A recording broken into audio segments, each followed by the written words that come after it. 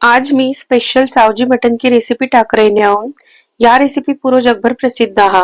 आ बधु तुमला यो item 5 star hotel को menu मा कंपल्सरी देखबला भेटते एवढं प्रसिद्ध हा। हाय हॅलो नमस्कार, मी मधुरा सावजी किचन मध्ये तुम्हा सर्वांचं अगदी मनापासून स्वागत।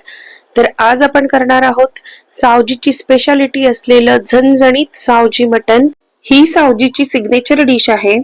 चवीला तर अगदी भन्नाट आहे आणि हे बघून तर तुमच्या तोंडाला नक्कीच पाणी सुटलं असणार, कारण हे दिसायला अगदी टेम्पटिंग दिसत आहे। तर हे जगप्रसिद्ध असलेलं झणझणीत सावजी मटण 2 किलोच्या प्रमाणात कसं करायचं तेच मी आज तुम्हाला सांगणार आहे।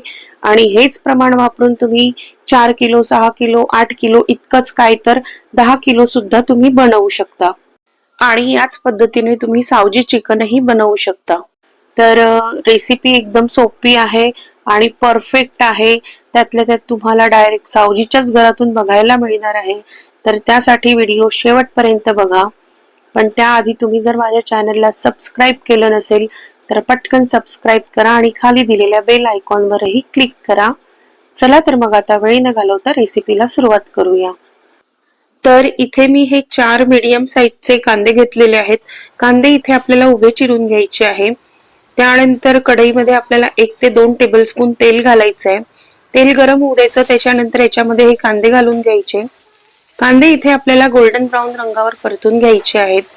कांदे अगदी व्यवस्थित परतून घ्यायचे आहे। सुरुवातीला व्यवस्थित परतून घेतले गोल्डन ब्राऊन रंगावर तर ग्रेव्हीला रंग छान येतो।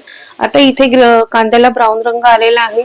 आता यात घालायचा आहे 1 टेबलस्पून शेंगदाणे। तुम्हाला शेंगदाणे घालायचे नसेल तर तुम्ही स्किप करू शकता। सावजीमध्ये शेंगदाणे घातले जात नाही, पण काही लोक घालतात। मी सुद्धा सावजी असली तरी मी कधी कधी शेंगदाण्याचा वापर करते। आता यात घालून घ्यायचं आहे 2 टेबलस्पून डाळवा आणि शेंगदाणे घातल्यानंतर याला आपल्याला छान 1-2 मिनिटं परतून घ्यायचं आहे। आणि त्यानंतर आपल्याला याच्यामध्ये घालून घ्यायचं आहे 2 टेबलस्पून खोबरा किस। त्यानंतर घालायचं आहे अर्धा टेबलस्पून खसखस, जवळपास 2 टीस्पून इतकी खसखस मी यात घातलेली आहे। आणि आता खोबऱ्याचा रंग चेंज होतपर्यंत आपल्याला हे व्यवस्थित भाजून घ्यायचं आहे 2 ते 3 मिनिट। आणि आता इथे हे भाजून झालेलं आहे जवळपास। आता यातच आपल्याला घालून घ्यायचे आहेत खडे मसाले। तर मी इथे खडे मसाले घेतलेले आहेत। त्याच्यामध्ये मी घेतलेला आहे दगडफूल, काळी मिरी, छोटी वेलची, मोठी वेलची, जावित्री, शहाजिरा आणि कलमी। तर इथे मी मोठ्या वेलचीची साल काढून घेतलेली आहे आणि कलमीचे सुद्धा आपल्याला याच्यामध्ये छोटे छोटे तुकडे करून घालायचे। तर कलमीचे मी याच्यामध्ये छोटे तुकडे करून घालणार आहे, म्हणजे ते मिक्सर मधून बारीक करायला सोपं जातं। तर आता मी याच्यामध्ये हे खडे मसाले घालून घेतलेले आहेत आणि कलमीचे सुद्धा छोटे छोटे तुकडे करून घातलेले आहेत। आणि हे सर्व मसाले घातल्यानंतर आपल्याला 1 ते 2 मिनिट याला व्यवस्थित भाजून घ्यायचं आहे। तर खडे मसाले सुरुवातीलाच घालायचे नाही, शेवटीच घालायचे, कारण त्यामुळे मसाल्यांचा सुगंध आणि फ्लेवर टिकून राहतो। आता हे झालेलं आहे भाजून आणि मी गॅस बंद केलेला आहे। आता याच्यामध्ये आपल्याला घालून घ्यायचं आहे 2 चमचे जिरे आणि त्याचबरोबर याच्यामध्ये लसूण घालायचं आहे। तर मी लसणाच्या इथे 35 ते 40 पाकळ्या सोलून घेतलेल्या आहे आणि तेवढंच आलं सुद्धा याच्यामध्ये घातलेलं आहे, म्हणजे जवळपास 2 टेबलस्पून इतकं लसूण आणि आलं मी याच्यामध्ये घातलेलं आहे। जर तुमच्याकडे आलं लसणाची पेस्ट असेल तर तुम्ही यात आलं लसूण नाही घातलं तरी चालेल, पण माझ्याकडे आलं लसणाची पेस्ट नाही म्हणून मी यातच घातलं। तुम्ही आलं लसणाची पेस्ट सेपरेट करूनही ती भाजीमध्ये घालू शकता। आता हे थंड झाल्यानंतर आपल्याला हे मिक्सर मधून बारीक करून घ्यायचं आहे। तर याला मी आता मिक्सरच्या जार मध्ये ट्रान्सफर करून घेतलेला आहे आणि याला सुरुवातीला पाणी न घालताच मी बारीक करून घेणार आहे। तर सुरुवातीला पाणी न घालता मी याला वाटून घेतलेलं आहे। आता याच्यामध्ये आपल्याला घालायची आहे खूप सारी कोथिंबीर।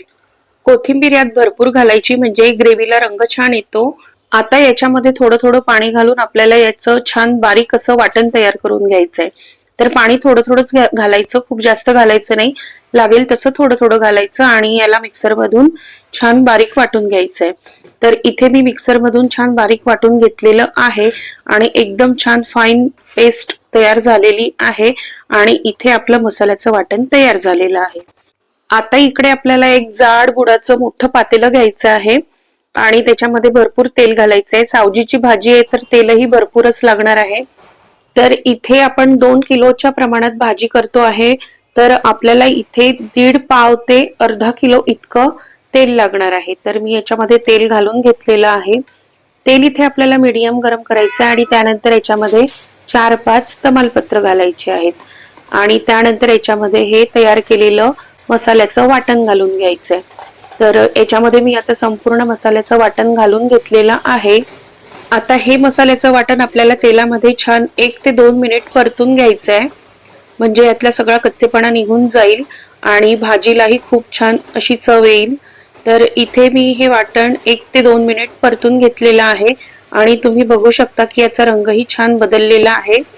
आता याच्यामध्ये आपल्याला घालायचं आहे मटण। तर इथे मी 2 किलो मटण 3 ते 4 पाण्याने स्वच्छ धुवून घेतलेलं आहे। आता हे मटण आपल्याला या मसाल्यामध्ये घालायचं आहे।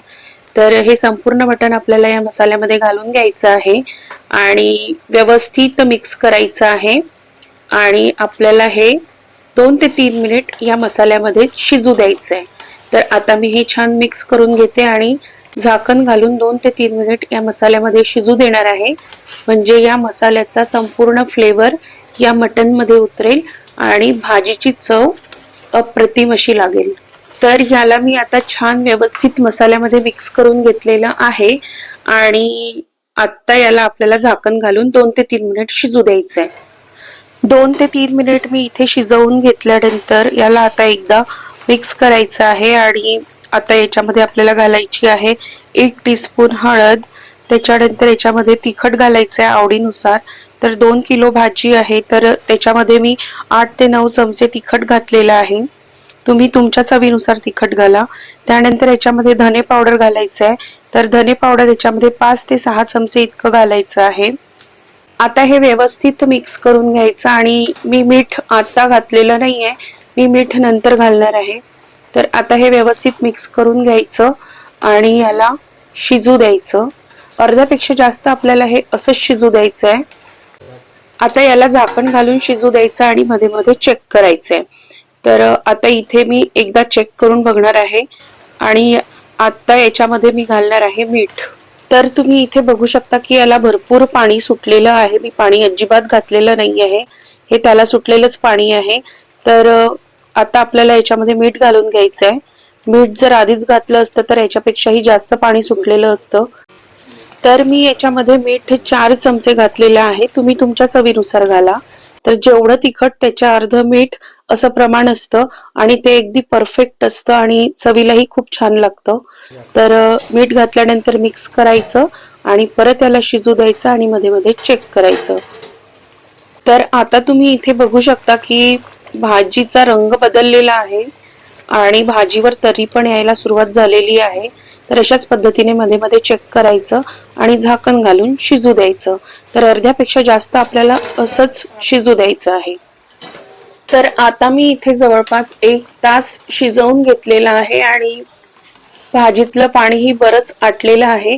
आता ह्याच्यामध्ये आपल्याला घालून घ्यायचं आहे पाणी। तर या स्टेजवर मी इथे अर्ध्यापेक्षा जास्त शिजवून घेतलेलं आहे। आता यात घालायचं आहे आपल्याला गरम पाणी। तर मी पाणी आधीच गरम करायला ठेवलेलं होतं, ते पाणी आपल्याला आता याच्यामध्ये घालून घ्यायचं आहे।